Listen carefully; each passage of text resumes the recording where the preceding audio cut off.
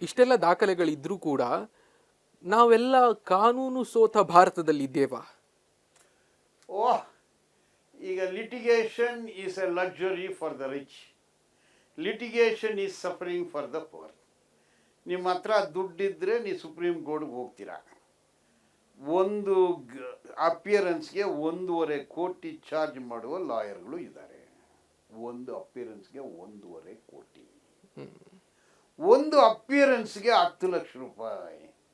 ಒಂದು ಲಾಯರ್ ಡೆಲ್ಲಿಯಿಂದ ಬೆಂಗಳೂರು ಬರ್ತಾರೆ ಅಂದರೆ ಚಾರ್ಟರ್ಡ್ ಫ್ಲೈಟಲ್ಲಿ ಬರ್ತಾರೆ, ಸೂಟ್ ರೂಮ್ ಬುಕ್ ಆಗುತ್ತೆ, ಒಂದು ದಿವಸಕ್ಕೆ 25 ಲಕ್ಷ ರೂಪಾಯಿ ದುಡ್ಡು ತಗೊಳ್ತಾರೆ.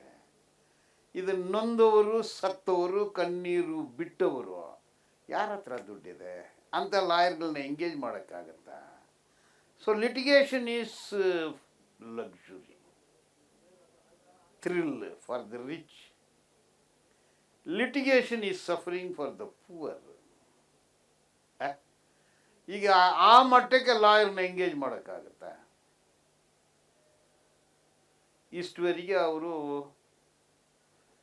ಯಾರೂ ಮಾತಾಡಬಾರ್ದಂದು 7 ಗ್ಯಾಗ್ ಆರ್ಡ್ರು, ಜಾನ್ರೋ ಆರ್ಡರ್ ತಗೊಂಡಿದ್ದಾರೆ. ಒಂದು ಆರ್ಡ್ರಿಗೆ ಜೆರಾಕ್ಸಿಗೆ 9.5 ಲಕ್ಷ ಖರ್ಚು ಮಾಡಿದ್ದಾರೆ.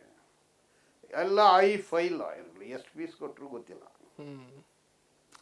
ಏನಕ್ಕೆ ಕೋರ್ಟಿಗೆ ಇಷ್ಟೊಂದು ಕೇಸ್ ಹಾಕಿ ಎಲ್ಲರ ಬಾಯಿನೂ ಮುಚ್ತಾರೆ? ಬಾಯಿ ಮುಚ್ಚೋ ಆರ್ಡ್ರು ಅದು ಇಂಗ್ಲೀಷಲ್ಲಿ ನಾಜುಕಾಗಿ ಗ್ಯಾಗ್ ಆರ್ಡರ್ ಅಂತಾರೆ.